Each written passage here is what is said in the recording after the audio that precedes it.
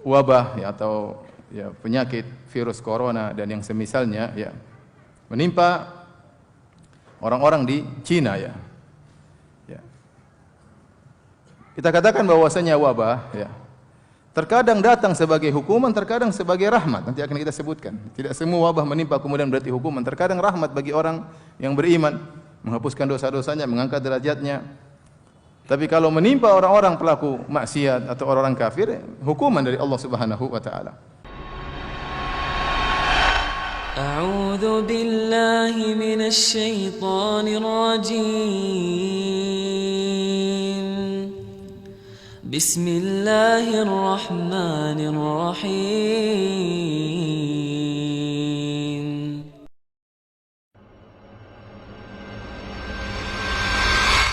Para pelaku maksiat yang hanya mengkaitkan musibah yang menimpa dengan sebab materi semata, sehingga dia lupa, seakan-akan dia tidak bersalah. Ya. Nanti lama-lama menyalahkan Tuhan, bisa jadi demikian. Ya. Tatkala dia merasa dia tidak punya salah, dia tidak menyalahkan dirinya, kemudian dia mengatakan ini sebab alami, hal yang biasa. Kapan dia kembali kepada Allah Subhanahu wa taala? Kapan dia kembali kepada Allah Subhanahu wa taala? Inilah sikap pertama yang hendaknya direnungkan oleh seorang muslim, bahwasanya mengkaitkan kejadian dengan perilaku manusia ya. Tapi kita berbicara tentang wabah ya, atau ya penyakit virus corona dan yang semisalnya ya menimpa orang-orang di Cina ya. Ya. Kita katakan bahwasanya wabah ya terkadang datang sebagai hukuman, terkadang sebagai rahmat. Nanti akan kita sebutkan. Tidak semua wabah menimpa kemudian berarti hukuman. Terkadang rahmat bagi orang yang beriman, menghapuskan dosa-dosanya, mengangkat derajatnya. Tapi kalau menimpa orang-orang pelaku maksiat atau orang-orang kafir, hukuman dari Allah Subhanahu wa taala. Dan kita melihat sebab-sebab munculnya penyakit tersebut ada jelas ya. Bagaimana keangkuhan dan kesombongan sebagian mereka ya, sampai presidennya mengatakan tidak ada kekuatan yang bisa ya merusak pondasi Cina ya, tidak ada kekuatan yang bisa menghalangi rakyat Cina untuk maju dan berkembang. Ini kata-kata yang benar-benar menunjukkan apa? Kesombongan dan keangkuhan. Tidak ada kekuatan yang bisa menggoyahkan mereka. Dan bisa jadi karena kesombongan yang luar biasa inilah Allah menegur mereka. Bisa jadi. Dan sudah banyak kisah-kisah terdahulu bagaimana Allah menimpakan musibah bahkan azab kepada orang-orang di puncak kesombongan mereka. Lihatlah bagaimana misalnya kaum 'Ad tatkala di puncak-puncak kesombongan ya, man asyaddu minna quwwah, siapa yang lebih kuat daripada kami? Kata Allah, awalam yarau anna Allah alladhi khalaqahum huwa asyaddu minhum quwwah. Tidakkah mereka lihat Allah yang ciptakan mereka lebih kuat daripada mereka? Akhirnya Allah kirim angin untuk membinasakan tubuh mereka yang begitu kuat, besar, hanya dikasih angin, dikasih udara, kemudian mereka pun binasa dengan udara tersebut. Ya, demikian juga misalnya Raja Namrud di puncak-puncak kesombongannya, maka Allah kirimkan apa? Nyamuk atau lalat masuk di hidungnya, kemudian membuat dia pun tewas gara-gara binatang kecil tersebut. Lihatlah Fir'aun, tatkala di puncak-puncak kesombongan, menganggap remeh Bani Israel, inna haula'i la syirzimatun qalilun. Sungguhnya mereka Bani Israelnya golongan kecil, kita akan habisi mereka. Di puncak-puncak kesombongannya kemudian Allah membinasakannya. Lihatlah nanti di kemudian hari akan datang suatu kaum namanya Ya'juj dan Ma'juj yang super sombong sampai mereka membinasakan seluruh penghuni bumi, bahkan mereka menyangka telah membinasakan penghuni langit. Kata mereka, qaharna ahlal ardi wa alauna ahlas sama.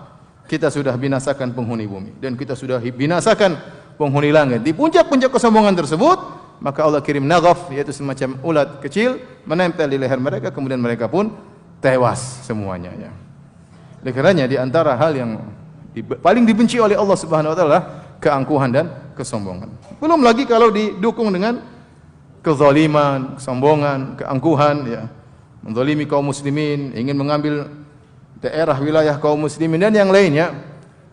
Bisa jadi itu sebab kenapa Allah Subhanahu wa taala kirimkan wabah kepada mereka. Kita berusaha mengkaitkan ya. Kita bilang bisa jadi, kita tidak memastikan, tapi Bisa jadi dan itulah yang tampak. Ya. Kenapa harus pada mereka? Kenapa dimulai dari mereka? Ya. Tadinya begitu sombong, begitu angkuh. Sekarang orang melihat mereka menjauh dari mereka.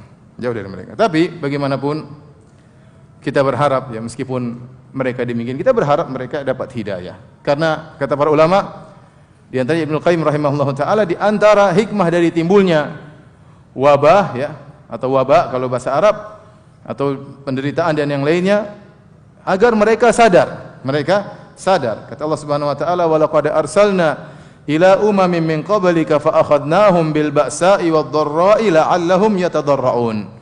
Sungguh kami telah mengutus para rasul sebelum engkau wahai Muhammad, lalu kami timpakan kepada umat-umat mereka dengan kesengsaraan dan penderitaan, la'allahum yatadarra'un. Semoga mereka merendahkan diri mereka kepada Allah Subhanahu wa taala. Semoga mereka membuang kesombongan mereka yang menempel dalam dada mereka. Mereka sadar bahwasanya di sana ada suatu kekuatan yang tidak bisa mereka hadapi. Bayangkan, ya, kekuatan yang luar biasa yang tidak bisa mereka hadapi.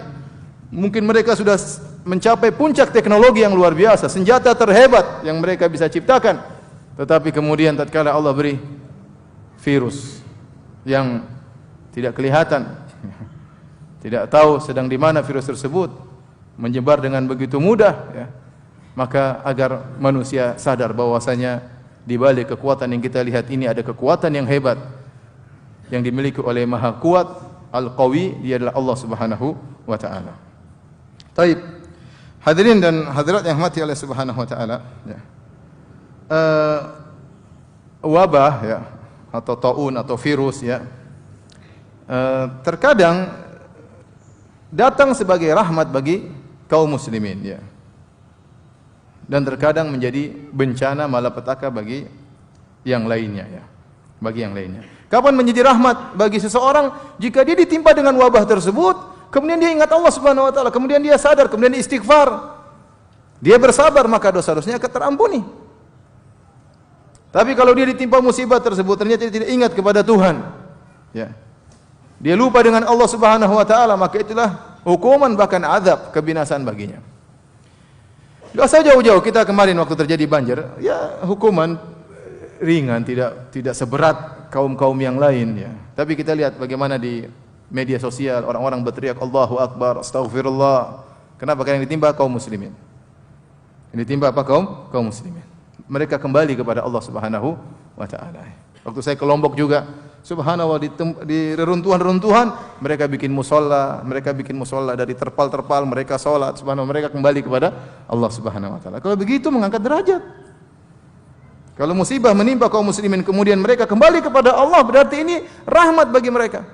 Mengangkat derajat mereka, mengurangi dosa-dosa mereka. Tapi coba lihat tatkala menimpa orang kafir ya. Sudah banyak klip virus corona saya lihat menimpa orang kafir, tidak ada yang bilang Tuhan ya. Tidak ada yang bilang Tuhan, tidak ada tanda-tanda mereka angkat tangan ke atas atau tidak ada. Bagaimana kita lihat seorang ditimpa dengan penderitaan dan tidak ada tempat dia bergantung. Tidak ada tempat dia kembali. Ya. Maka waliyadzubillah ya, jangan sampai kita seperti itu ya. Baik, saya bacakan ya hadis tentang taun ya, yang semirip dengan wabah dari Usamah radhiyallahu anhu. Beliau berkata, Rasulullah SAW bersabda, taun rijzun au adzabun ursila ala bani Israil au ala man kana qablakum. Taun adalah siksaan yang Allah turunkan kepada Bani Israel atau kepada umat-umat sebelum kalian. Hadis riwayat Muslim. Jadi Allah pernah menjadikan taun ini sebagai adab bagi umat-umat sebelum kalian. Taun itu apa? Taun secara bahasa Arab yaitu adalah virus yang mengenai kulit, kemudian kulit menjadi keluar darah, membengkak ya, di bagian tubuh di bawah ketiak ya, kemudian keluarkan nanah dan akhirnya tersebar dengan begitu cepat dan akhirnya meninggal dunia. Saya tidak tahu kalau bahasa ilmiahnya apakah kolera atau yang lainnya. Tetapi para ulama tatkala mendefinisikan taun adalah demikian. Penyakit yang menimpa jasad, kemudian membengkak, kemudian pecah, keluar darah dan nanah dan menimpa sekujur tubuh dan mudah tersebar kepada orang-orang di sekitarnya. Demikian juga ya. Dalam hadis yang lain kata Nabi sallallahu alaihi wasallam, "Ta'un ayatul rijz ibtalallahu azza wa jalla bihi nasan min ibadihi." Ya, dalam hadis yang lain Rasulullah SAW memberi isyarat terkadang ta'un itu bukan azab, terkadang ibtila. Kata Nabi, ta'un ya adalah ibtila, ujian yang Allah berikan kepada sekelompok manusia dari hamba-hambanya. Fa idza sami'tum bihi fala tadkhulu alaihi. Kalau kalian mendengar ta'un di suatu tempat maka jangan masuk ke tempat tersebut. Wa idza waqa'a bi ardin wa antum biha fala tafirru minhu. Kalau kalian berada di tempat tersebut ternyata ta'un muncul di situ maka jangan kalian pergi dari tempat tersebut. Di antara dalil bahwasanya wabah terkadang menjadi rahmat bagi kaum muslimin, hadis Aisyah radhiyallahu taala anha yang diriwayatkan Imam Al-Bukhari rahimahullahu taala, Nabi SAW bersabda, "Innahu kana adzaban yab'athuhu Allahu 'ala man yasha." Ta'un dahulu adalah azab yang Allah kirim kepada siapa yang Allah kehendaki. Faja'alahu Allahu rahmatan lil mu'minin. Maka Allah jadikan ta'un, wabah ini sebagai rahmat bagi kaum mukminin. Bagaimana menjadi rahmat? Falaisa min 'abdin yaqa'u at-ta'un fayamkuthu fi baladihi sabiran. Tidaklah seorang hamba ditimpa dengan ta'un kemudian dia tetap tinggal di kampungnya yang tersebar wabah tersebut sabiran, dalam kondisi bersabar. Ya'lamu annahu lan yusibahu illa ma katabahu Allahu lahu. Dan dia sadar bahwasanya tidak ada yang bisa menimpakan dia berupa musibah kecuali apa yang telah ditetapkan oleh Allah Subhanahu wa taala. Illa kana lahu mithlu ajri syahid. Kecuali dia mendapatkan pahala seperti pahala orang mati syahid. Jadi permasalahan utama bagaimana menghadapi wabah tersebut. Ya, bisa jadi wabah adalah azab, bisa jadi wabah adalah rahmat. Ke orang yang bersabar, dia meyakini takdir tidak mungkin mengenai dia kecuali dengan takdir Allah Subhanahu wa taala. Kalau dia meninggal maka seperti pahala orang mati syahid. Hadis riwayat Al-Imam Al-Bukhari. Hadirin dan hadirat yang Allah Subhanahu wa taala, untuk mengetahui bagaimana sikap yang benar dalam menghadapi ta'un ya, maka saya akan bacakan satu hadis yang panjang yang ini menceritakan bagaimana sikap para sahabat terhadap wabah tatkala menimpa ya, dan faedah-faedah yang bisa kita ambil dari hadis ini. Hadis ini diriwayatkan oleh Imam Muslim dari ya Umar bin Khattab radhiyallahu taala anhu. Ibnu Abbas berkata, "Anna Umar bin Khattab kharaja ila Syam." Kata Ibnu Abbas radhiyallahu anhuma bahwasanya Umar bin Khattab pergi ke negeri Syam. Hatta idza kana bisarqa laqiyahu ahlul ajnad. Tatkala beliau tiba di suatu tempat namanya Sarqa, ada yang mengatakan di tempat perbatasan antara Urdun dengan Arab Saudi ya.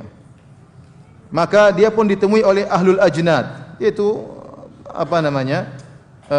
Yang ditugaskan oleh Umar memiliki kekuasaan-kekuasaan kecil atau pasukan-pasukan kecil.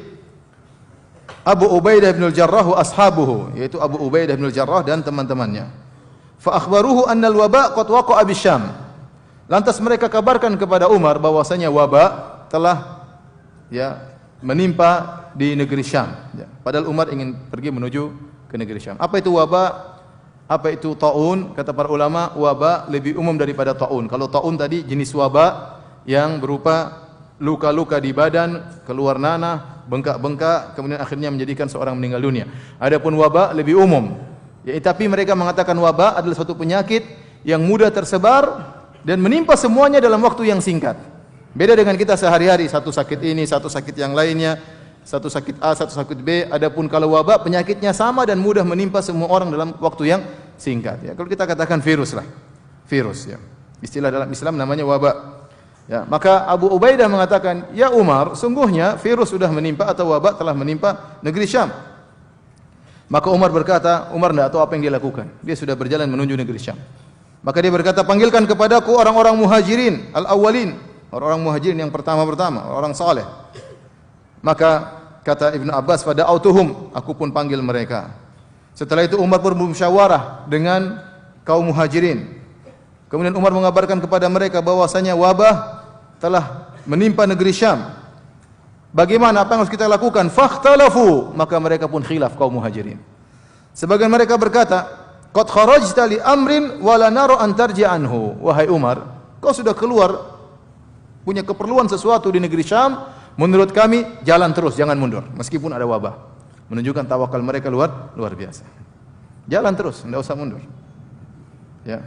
Wa qala ba'dhum ma'aka baqiyatun nas wa ashabu Rasulillah sallallahu alaihi wasallam wa la nara an tuqdimahum ala hadzal waba. Kata sebagiannya yang lain, wahai Umar, kau sekarang bersama dengan banyak orang, menurut kami jangan kau bawa mereka menuju ke wabah tersebut. Dua pendapat, satu bilang maju, satu bilang jangan. Akhirnya Umar belum bisa memutuskan.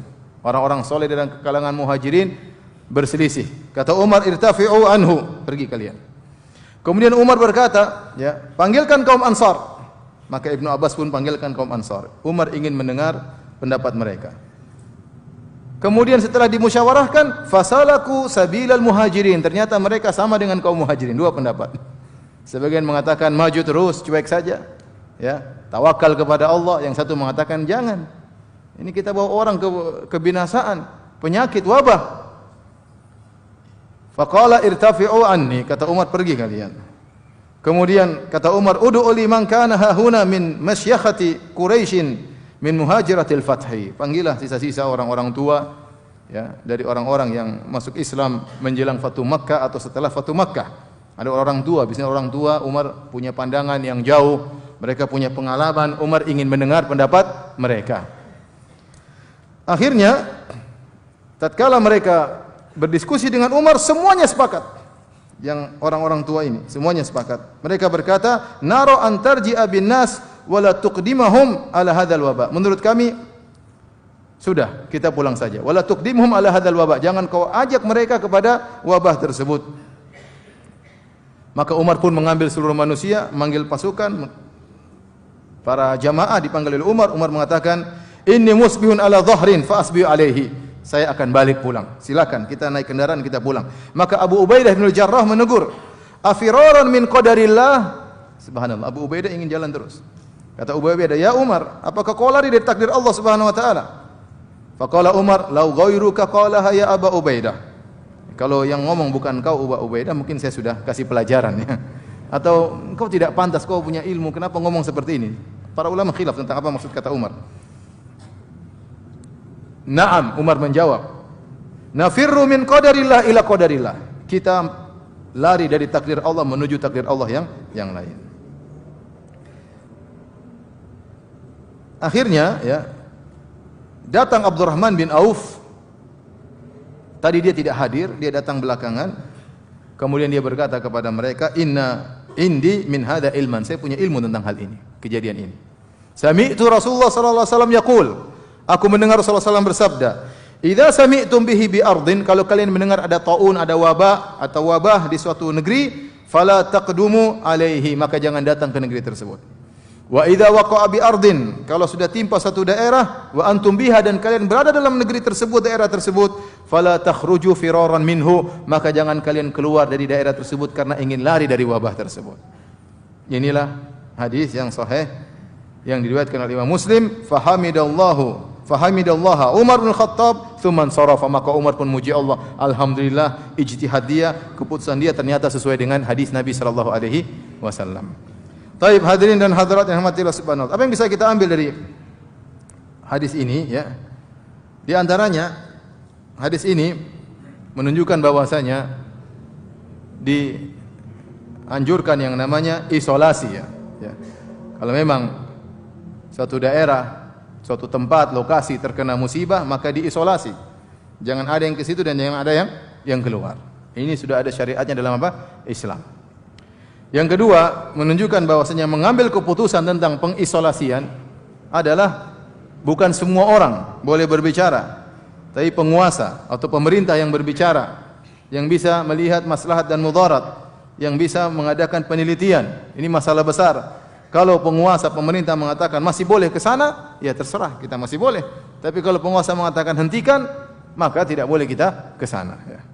Karena terkadang wabah tersebut mungkin sudah ramai satu tempat, mungkin di tempat lain masih ada, tapi 1, 2 orang, 3 orang, sehingga tidak harus membuat orang semua meninggalkan daerah tersebut, karena kalau memboikot daerah tersebut mungkin kemudaratnya lebih besar. Ini yang mengukur ini semua adalah pemerintah, tentunya dengan perangkat-perangkat yang dimiliki oleh pemerintah dalam memberi keputusan. Ya. Oleh karenanya Umar bin Khattab radhiyallahu anhu tidak menyerahkan keputusan kepada seluruh sahabat. Dia bermusyawarah dan dia yang mengambil apa? Keputusan. Kemudian hadis ini juga menjelaskan bahwasanya namanya penyakit menular itu ada dalam Islam. Islam menetapkan adanya penyakit apa? Menular. Ya, tetapi penularan tersebut tidak mungkin terjadi kecuali dengan izin Allah Subhanahu wa taala. Kalau Allah tidak mengizinkan, maka tidak tertular kepada orang yang di dekatnya. Dan ini kenyataan yang kita lihat, ya. Bayangkan di Wuhan tersebar virus, tapi tidak semua kena. Tidak semua kena. Banyak orang Indonesia di sana, mereka juga jalan ke sana ke sini, mereka juga interaksi dengan orang-orang di sana, ternyata banyak yang tidak kena, ya. Kalau Allah berkehendak kena, kalau Allah berkehendak tidak kena. Oleh karenanya benar datang dalam hadis kata Nabi sallallahu alaihi wasallam, la adwa, tidak ada penyakit menular. Nabi berkata tidak ada penyakit menular. Apa maksudnya? Para ulama menjelaskan bahwa Nabi sallallahu alaihi wasallam ingin membantah keyakinan orang-orang jahiliyah yang menyangka bahwasanya tertular itu terjadi dengan sendirinya. Maka Nabi bantah, Nabi mengatakan penyakit tertular itu ada, tapi yang mengizinkan terjadinya tertularnya adalah siapa? Allah Subhanahu wa taala. Oleh karenanya Arab Badui tatkala mendengar hadis ini, dia berkata, "Ya Rasulullah, fama balul ibil takunu fi ramli ka'annaha adh-dhiba fayukhalituha al-ba'irul ajrab fayujribuha." Ya Rasulullah, terus bagaimana dengan onta? Seekor onta yang tadinya bergeraknya lincah seperti dhiba, seperti anjing dhiba, ya. Ya, artinya anjing atau serigala kalau bergerak dengan cepat, onta tadinya kuat bergerak dengan cepat, kemudian dia bercampur dengan onta yang kena penyakit jarab, onta yang gatal-gatal penyakit kulitnya, fayujribuha, kemudian ternyata onta yang sehat tadi kena penyakit juga gara-gara bergaul interaksi dengan onta yang berpenyakit.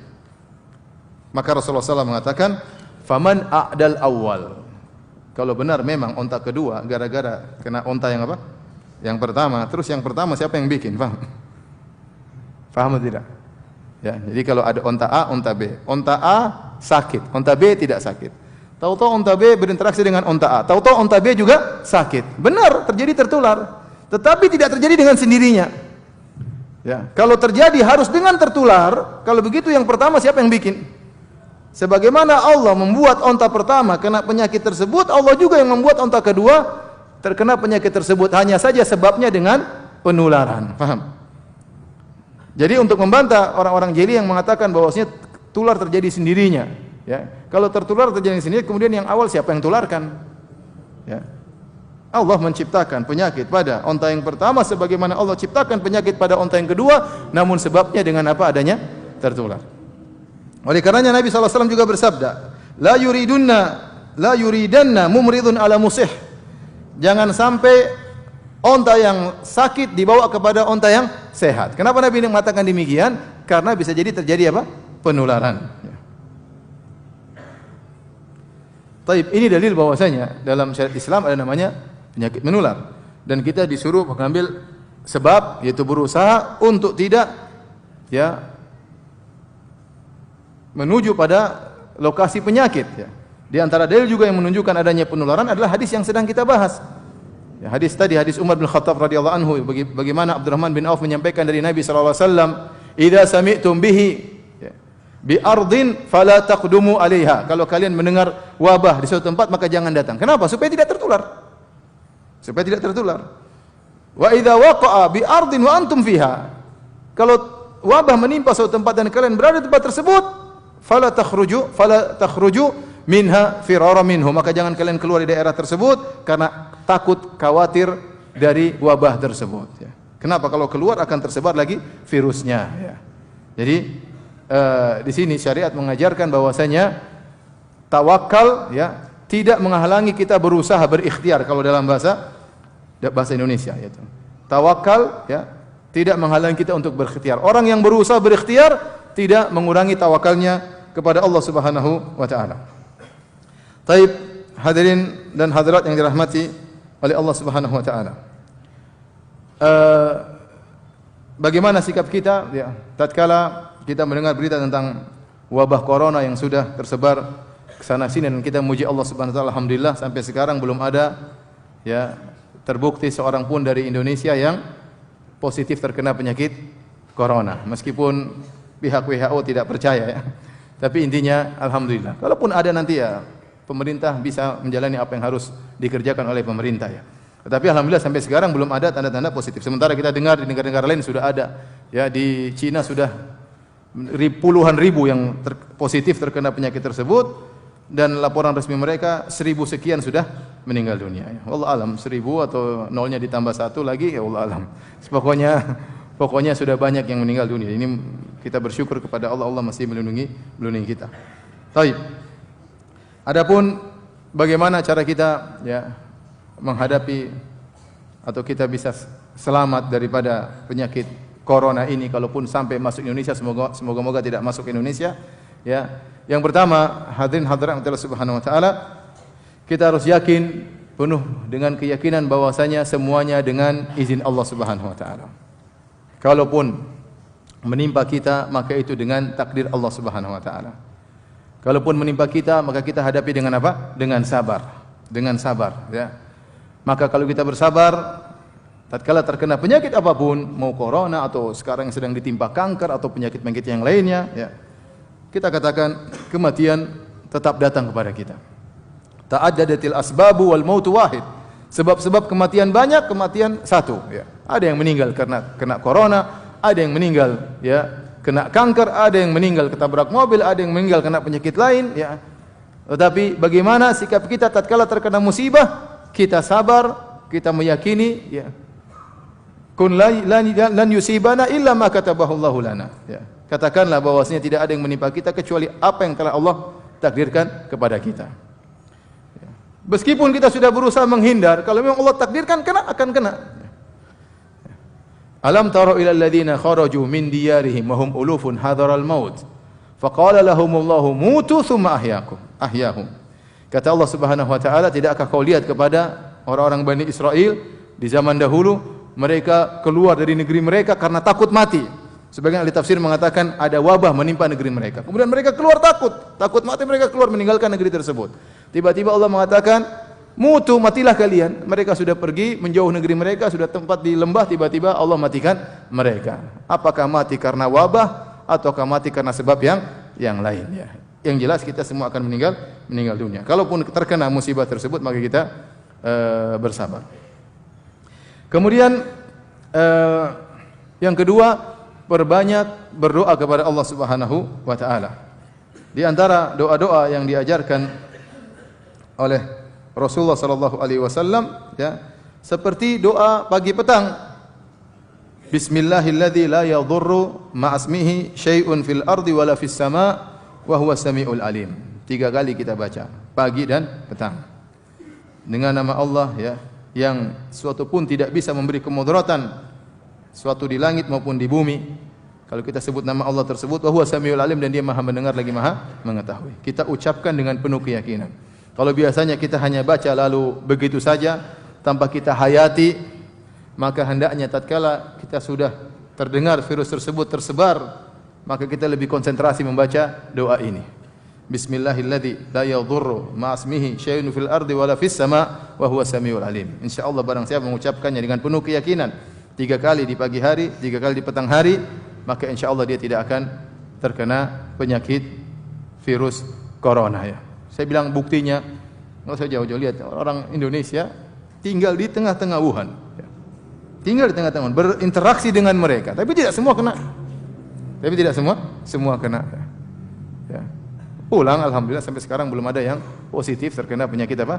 Virus corona ya. Mudah-mudahan mereka semua dilindungi oleh Allah Subhanahu wa taala. Artinya ada yang kena, ada yang tidak kena. Seperti kemarin virus kasus apa? Yang di kapal pesiar ya. Ribuan situ, kan tidak semua kena. Ada yang kena, ada yang tidak kena ya. Ya. Allah berkehendak ini kena, ini tidak kena, kehendak Allah Subhanahu wa taala.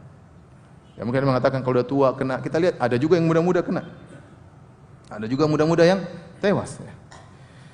Taib, di antaranya baca dua ayat terakhir dari surat Al-Baqarah ya. Amana Rasul dan seterusnya. Man qara'a bil ayataini min akhir suratil Baqarah fi lailatin kafatahu. Barang siapa yang baca dua ayat terakhir dari surat Al-Baqarah di malam hari, maka kedua ayat tersebut akan mencukupkan dia. Itu akan menjaga dia ya. Ya. Dengan sebab dua ayat tersebut Allah akan menjaganya, mencukupkan dia dari ya hal-hal yang tidak yang buruk ya. Kemudian juga membaca Qul huwallahu ahad dan Qul a'udzu birabbil falaq dan Qul a'udzu birabbin nas setiap pagi dan setiap sore 3 kali. Ini juga di antara zikir pagi petang. Seorang sahabat berkata, kharajna fi lailatin matiratin wa dhulmatin syadidatin. Kami keluar bersama Nabi SAW dalam suatu malam yang hujan deras, di dalam kegelapan yang sangat gelap. Natlubu Rasulullah sallallahu alaihi wasallam yusalli lana. Kami keluar, kami mencari Nabi sallallahu alaihi wasallam agar Rasulullah sallallahu alaihi wasallam mengimami kami. Fa adraktuhu faqala, maka aku pun menemui Nabi dan Nabi berkata, "Qul," katakanlah. Falam aqul syai'an, aku tidak mengucapkan apa-apa. Tsumma qala, Nabi berkata lagi, "Qul," ucapkanlah. Falam aqul syai'an, aku tidak mengucapkan apa-apa. Qala qul, ketiga kali kata Nabi, ucapkanlah. Qultu ma aqul, apa yang aku ucapkan? Kata Nabi sallallahu alaihi wasallam, "Qul huwallahu ahad wal muawwidzatain," yaitu qul a'udzu birabbil falaq, qul a'udzu birabbin nas, hina tumsi wa tusbihu 3 marrat, pagi 3 kali, petang 3 kali, takfika min kulli syai', maka akan mencukupkan engkau dari segala sesuatu, yaitu akan menjagamu. Ini antara sebab ya kita melakukan sebab-sebab yang syar'i, di antaranya dengan baca doa-doa tersebut. Kemudian juga doa pagi petang yang diajarkan oleh Nabi sallallahu alaihi wasallam, Allahumma inni as'alukal afiyata fid dunya wal akhirah. Ya Allah, aku mohon kepada Engkau keselamatan di dunia dan di akhirat. Al-afiyah adalah keselamatan. Di antaranya keselamatan dari penyakit, ya.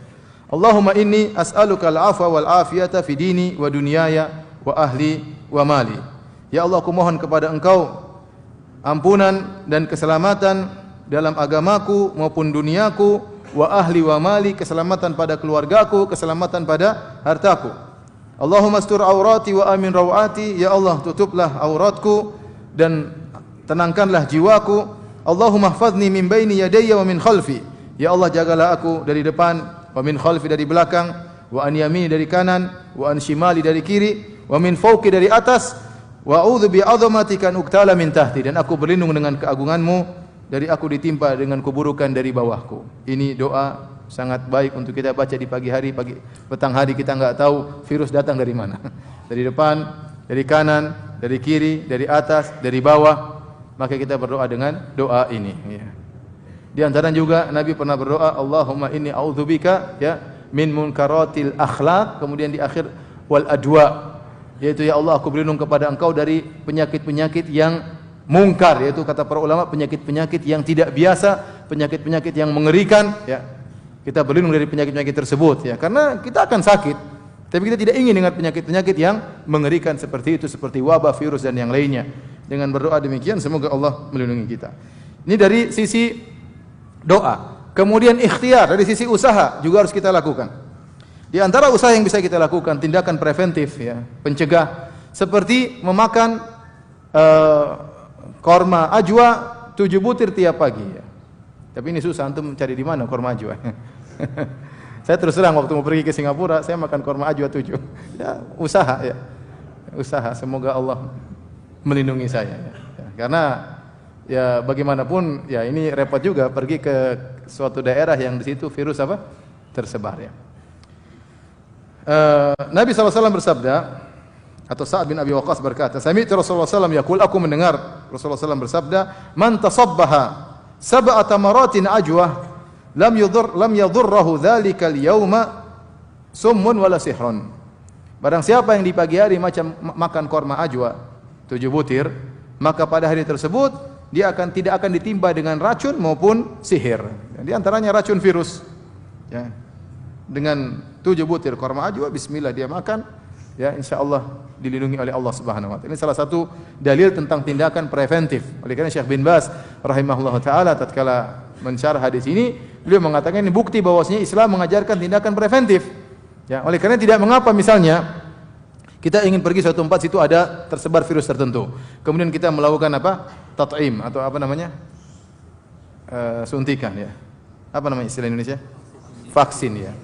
Suntik vaksin dalam rangka untuk mencegah, maka tidak ada masalah. Ini diperbolehkan karena Islam membolehkan tindakan preventif atau tindakan pencegahan ya. Kemudian juga ya di antaranya tadi kita melakukan tindakan jangan mendatangi lokasi tersebut. Jangan mendatangi lokasi tersebut. Bukan karena kita takut mati, bukan. Tetapi karena itu perintah Nabi sallallahu alaihi wasallam. Nabi yang menyuruh kita untuk berusaha. Idza sami'tum bihi bi ardin fala taqdumu 'alaiha. Kalau kalian mendengar ada wabah di suatu tempat, maka jangan datang ke situ. Jangan datang ke situ. Maka kita jangan ke situ, ya, jangan ke situ. Apalagi kalau kemudian pemerintah sudah mengatakan jangan ke situ, sudah menutup pintu untuk ke sana, maka jangan ke sana, ya. Ya. Karena itu adalah bentuk usaha kita menghindar dari penyakit tersebut. Kemudian juga kita berusaha menjalankan sunnah-sunnah Nabi sallallahu alaihi wasallam, terutama yang berkaitan dengan kebersihan. Dan saya tidak tahu ada satu agama yang benar-benar perhatian terhadap kebersihan seperti Islam. Ya, seperti Islam. Bagaimana Islam memerintahkan untuk membersihkan najis, ya. Sampai Allah mengatakan innallaha yuhibbut tawwabina wa yuhibbul mutatahhirin. Allah mencintai orang-orang yang bersuci. Islam mengajarkan cebok, Islam mengajarkan istinja, ya. Karena itu sumber dari penyakit kotoran-kotoran tersebut. Kemudian Islam mengajarkan wudu, ya. Sehari 5 kali minimal wudu, ya. Kemudian wudu dengan luar biasa dengan mencuci wajah, ya. Saya baru nonton di YouTube ada profesor berbicara tentang virus corona. Dia berkata, ya itu virus menurut dia tidak tersebar melalui udara, ya. Itu menurut dia. Tapi dia bilang kalau seorang bersin kemudian tertempel, kemudian kita pegang bersin tersebut, kemudian kita sapu wajah kita, maka itu virus bisa kena. Tapi ya kalau kita berwudu, ya, maka bisa hilang virus tersebut dari tubuh kita. Terutama bagian tubuh yang sering kena udara. Bagian tubuh yang sering kena udara. Itulah anggota wudu, ya. Wajah, kenapa? Telinga, tangan, kaki. Inilah bagian tubuh yang sering keluar dan sering berinteraksi dengan apa? Udara. Seandainya virus tersebut ternyata bisa tersebar melalui udara, kemudian nempel di tubuh kita, alhamdulillah kita bisa membersihkan dengan berwudu. Bahkan kemarin saya juga nonton ada cara bercuci tangan yang benar. Caranya begini, kemudian sela-sela jari yang sama dengan cara kita apa? Berwudu, ya. Kita disunahkan tatkala berwudu wa khalil baina asabi'. Hendaknya kau menyela-nyela apa? Jari tangan, jari kaki 5 kali sehari. Kita lakukan dan itu insyaallah sebab untuk menghilangkan virus meskipun mungkin sudah menempel pada tubuh kita, ya. Kemudian juga Nabi SAW melarang buang hajat tempat-tempat sembarangan, ya. Nabi SAW mengatakan ittaqul la'anain, ya. Ya, hindarilah dua laknatan, ya. Apa itu dua sebab yang membuat orang terlaknat atau dua orang yang terlaknat? Alladzi yatakhalla fi tariqin nas wa dhillihim. Ya, yaitu di antaranya adalah seorang yang buang hajat di jalan orang lewat atau tempat orang bernaung, ya. Ini Islam mengajarkan kebersihan, maka jangan kencing sembarangan, ya. Tahu situ tempat orang nongkrong, kencing di situ, ya, jangan. Ya, cari tempat yang lain. Kalaupun harus kencing tidak di toilet, tidak di WC, cari tempat yang jauh, ya. Karena mungkin orang datang kemudian mendoakan keburukan kepada siapa kencing sini kurang ajar, didoakan keburukan, bisa jadi kita terkena keburukan. Tapi intinya Islam mengajarkan kebersihan, ya. Kemudian juga Islam mengakui adanya al-hijr as-sihhi, tadi isolasi. Kalau memang sudah ada yang kena, ya, di antara kita, maka hendaknya diisolasi di suatu tempat tertentu, yang lain tidak datang agar tidak tertular dengan penyakit tersebut. Dan ini dibenarkan juga dalam Islam. Kemudian juga tatkala bersin, Islam mengajarkan bagaimana ya bersin yang benar, ya. Misalnya kana Nabi sallallahu alaihi wasallam idza atasa ghatta wajhahu bi yadayhi aw bi thawbihi wa ghadda biha sautahu. Adalah Nabi sallallahu alaihi wasallam di antara kebiasaan Nabi kalau bersin, maka beliau menutup wajah beliau. Menutup wajah beliau dengan kedua tangannya agar tidak tersebar kemana-mana, karena bisa jadi virus tersebar ke udara, akhirnya kita beri kemudaratan kepada orang lain. Atau dia tutup dengan baju beliau. tutup dengan baju beliau, ya, dan beliau merendahkan suaranya, ya. Bukan kemudian kita buka mulut, kemudian kita teriak sebesar-besarnya, wacing, tersebar, enggak. Ya. Kemudian kita arahkan ke orang, kemudian kena 5 orang terus, wah, kena corona semuanya terus. Enggak. Subhanallah. Di agama apa diajarin seperti ini, akhi? Di agama mana diajarin seperti ini? Di agama mana? Agama Islam. Ya, agama Islam yang mengajarkan hal-hal demikian. Kemudian juga masalah makanan, tidak boleh makanan sembarang. Islam melarang kita untuk makan maitah, bangkai, ya. Atau makan misalnya hewan yang tidak disembelih. Darah itu sumber penyakit, terkadang banyak penyakit di darah. Akhirnya kita goreng, kemudian kita rebus, kemudian kita makan darah tersebut. Dilarang dalam apa? Islam. Ini subhanallah, sampai kalau antum pergi ke daerah-daerah non muslim, kemudian ada slaughter atau bagian penjagalan yang islami, banyak orang kafir beli di situ. Mereka tidak beriman, tapi mereka suka beli pada sembelihan orang Islam karena mereka tahu orang Islam apa? Bersihan. Sehingga mereka padahal lebih mahal, tapi mereka beli di orang Islam. Ya. Karena mereka tahu orang Islam kalau motong bersih, ada aturannya, tidak sembarangan, dan lebih sehat. Contoh juga Islam mengharamkan untuk makan jallalah. Jallalah itu adalah hewan yang makan kotoran. Kalaupun dia sudah makan kotoran, harus dipuasakan dulu. Dikasih makan yang lain sampai kemudian sudah bersih tubuhnya baru boleh disembelih. Adapun kalau dia hobi makan kotoran kemudian kita ambil, kita sembelih, maka tidak boleh. Islam melarang, subhanallah, Islam melarang hal tersebut. Ini sumber apa? Sumber penyakit. Apalagi kita makan hewan-hewan yang kotor, ya. Makan tikus kemudian disumpit gini. Tikusnya tolong. Dicampur dengan cuka kemudian masya Allah. A'udzubillah. Ya mungkin mereka merasakan kelezatan, tapi ya enggak benar, ya. Makan tikus saya lihat sendiri, masya Allah. Makan kelelawar lagi, ya Allah. Kelelawarnya masih nongkrong, giginya belum dicabut. Kita lihat aja ngeri. Makan, nggak tahu dia makan apa, hinggap di mana, kemudian kotornya kayak apa. Islam tidak mengajarkan demikian. Ya. Mungkin ada kelezatan mereka rasakan, mungkin. Tetapi Islam mengajarkan apa? Kebersihan. Ya, hewan-hewan suka di kotoran, misalnya babi dan yang lain, Islam melarang. Ya, kan babi terkadang menimbulkan penyakit macam-macam. Intinya Islam melarang hal tersebut dan itu tidak antum dapatkan, ya, dalam agama-agama yang lain. Oleh karena Islam mengajarkan bagaimana aturan agar seorang bisa bersih dan terhindar dari berbagai macam penyakit. Yang ini semua kejadian membuat kita semakin beriman kepada Allah Subhanahu wa taala. Di antara hikmahnya kejadian ini membuat kita semakin beriman dengan sunnah-sunnah Rasulullah sallallahu alaihi wasallam. Demikian saja, semoga Allah Subhanahu wa taala menjaga kaum muslimin, menjaga negeri kita dari wabah, ya, dari virus, ya.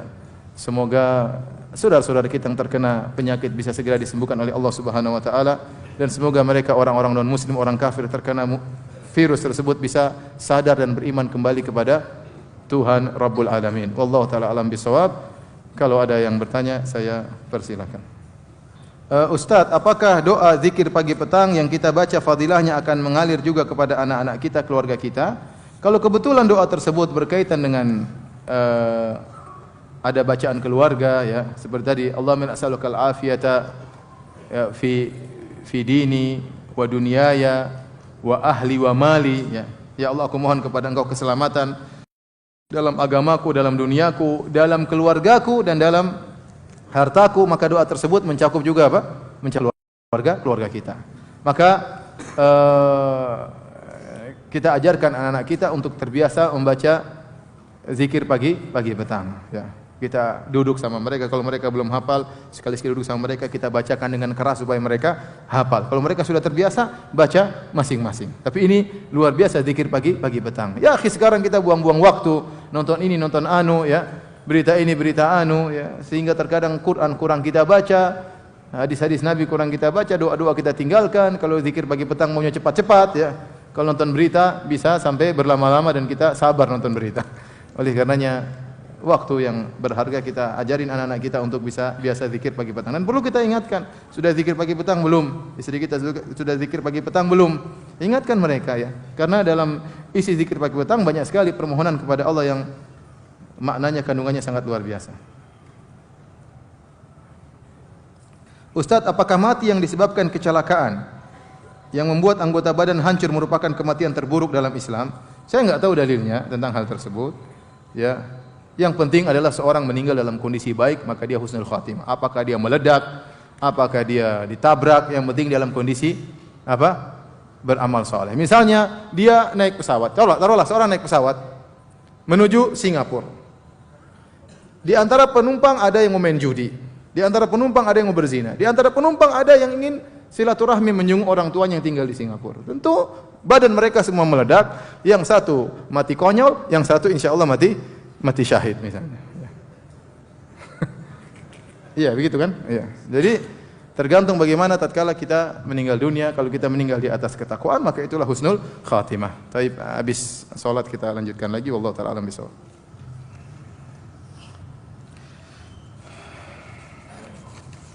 Ini ada pertanyaan.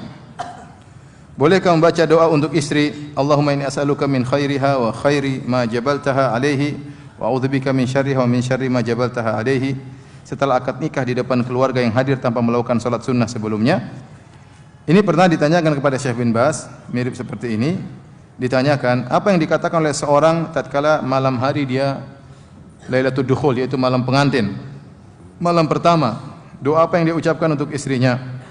Maka kata Syekh bin Baz, yaqulu idza dakhala 'alaiha, dia mengucapkan tatkala dia malam pertama ketemu dengan istrinya, bukan di waktu akad nikah ya.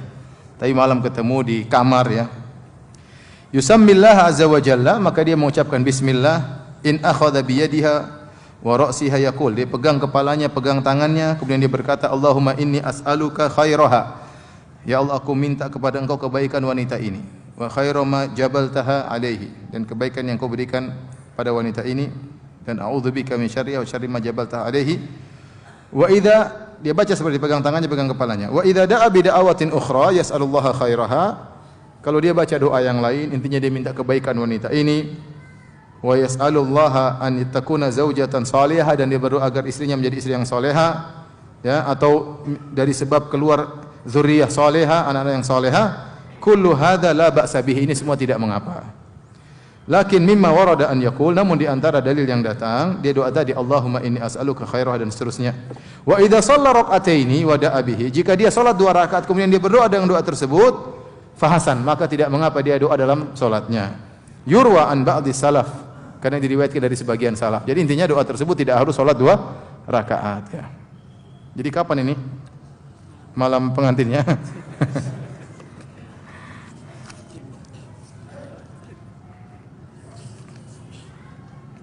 Ustaz, bagaimana dengan petugas medis yang harus berhadapan dengan pasien yang terkena virus corona? Kita bilang, kalau dia ditugaskan oleh pemerintah karena ada kemaslahatan tertentu, ya, maka boleh dengan syarat dia menggunakan pakaian yang memang benar-benar aman dari virus tersebut, ya. Jangan dia membinasakan dirinya untuk menolong orang lain. Tapi intinya dia berusaha menggunakan sebab-sebab, ya, misalnya pakai penutup, pakai apa, kemudian dia membantu kaum muslimin. Tentunya itu sudah yang dipilih oleh pemerintah, ya. Mungkin sudah ditahu cara-caranya bagaimananya, ya. Itu insyaallah tidak mengapa, ya.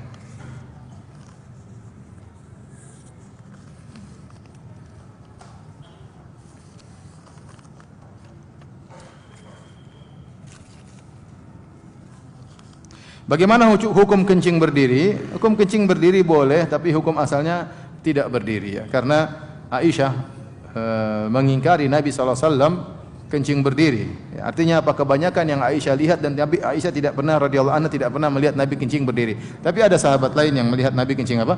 Berdiri. Itu menunjukkan bahwasanya hukum asalnya Nabi tidak kencing apa? Berdiri. Tapi sesekali berdiri boleh, tidak dilarang karena Nabi pernah kencing berdiri. Jangan dikatakan sunnah kencing berdiri, enggak. Sunnahnya tidak berdiri. Berdasarkan kebanyakan kegiatan Nabi SAW. Kalau Nabi sering kencing berdiri, pasti Aisyah istrinya pasti lihat.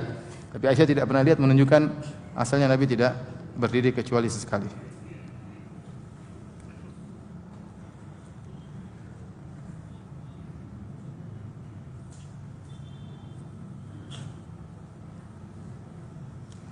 Ustaz, bagaimana tafsir hadis tidak ada salat untuk orang yang tidak ada safnya? Ini bisa dibaca di aplikasi bekal salat, ya. Di aplikasi bekal salat, intinya orang yang salat sendiri di belakang, ada khilaf di kalangan para ulama.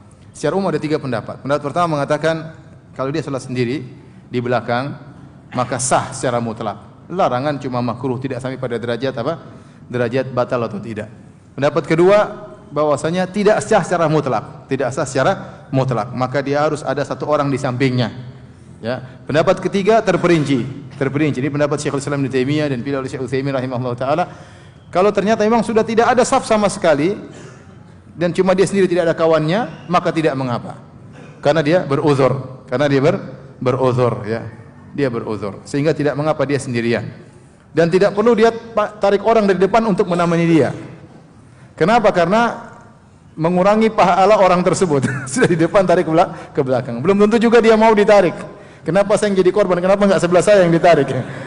Maka lebih baik tidak usah. Kalau memang tidak ada orang, ya sudah sendiri, enggak apa, karena dia beruzur. Karena dia beruzur ya. Tidak mengapa. Contohnya seperti dalam hadis Anas bin Malik dalam Sahih Bukhari. Waktu Nabi SAW datang ke Mulaikah, ya, neneknya Anas bin Malik radhiyallahu anhu, dia minta Nabi untuk diundang makan untuk salat. Maka Nabi pun salat, kemudian Anas saf pertama bersama seorang yatim dan jaddah Mulaikah di belakang sendirian. Dia sendirian, ya. Ya kenapa? Karena dia beruzur, tidak ada jamaah yang lain wanita bersama dia. Maka karena dia uzur, maka salatnya tidak jadi masalah. Maka dikiaskan juga dengan jika seorang laki sendirian tidak ada temannya, dia beruzur, ya sudah salat enggak ada masalah.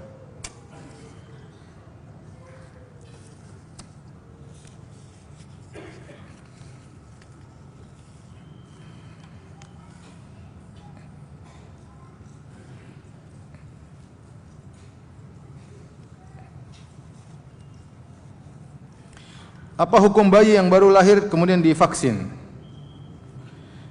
Secara kedokteran, kalau itu baik maka tidak ada larangan. Jadi secara syar'i, maksud saya mohon maaf, secara syar'i kalau itu tidak menimbulkan bahaya maka vaksin itu dibolehkan secara apa? Syar'i. Adapun berkaitan isinya apa, bagaimananya itu masalah kedokteran. Tapi kalau hukum syar'i, vaksin itu tidak mengapa selama vaksinnya misalnya halal ya, dan tidak bermasalah ya. Vaksinnya itu karena kita sudah jelaskan tindakan preventif itu apa? Boleh ya, tindakan preventif itu boleh. Tadi jangan kita datang kepada orang yang berpenyakit misalnya atau makan buah korma, ajwa ya. Ustaz, saya masih ada utang puasa Ramadan tapi saya tidak ingat berapa harinya. Utang tersebut karena saya sengaja membatalkan puasa, bukan karena uzur. Maka haruskah saya mengqadha puasa tersebut, Ustaz? Kalau memang iya, bagaimana cara mengqadhanya? Saya lupa sudah berapa kali tidak puasa. Wallahu a'lam bishawab, ini khilaf di kalangan para ulama. Jumhur ulama mengatakan bahwasanya orang yang sengaja berbuka tanpa uzur tetap harus mengqadha. Dan kalau dia lupa berapa jumlahnya maka dia mengira-kira berapa? Kira-kira 25 30, anggap aja 30 ya. Lebih hati-hati ya. Pendapat yang kedua mengatakan tidak perlu, yang bisa diqadha hanyalah puasa yang ditinggalkan karena uzur. Adapun puasa yang dia tinggalkan sengaja tanpa uzur maka cukup dia bertobat darinya.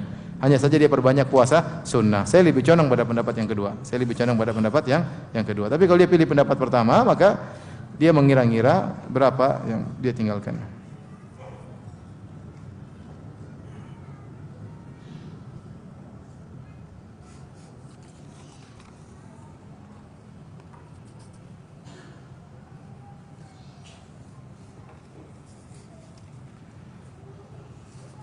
Baik, demikian saja. Oh ya, selanjutnya ada pengumuman. Ya, pekan depan insyaallah kita lanjutkan surat Al-Kahfi insyaallah, yang bagian ke-8. Wallahu taala alam bisawab. Selanjutnya ada pengumuman. Assalamualaikum warahmatullahi wabarakatuh.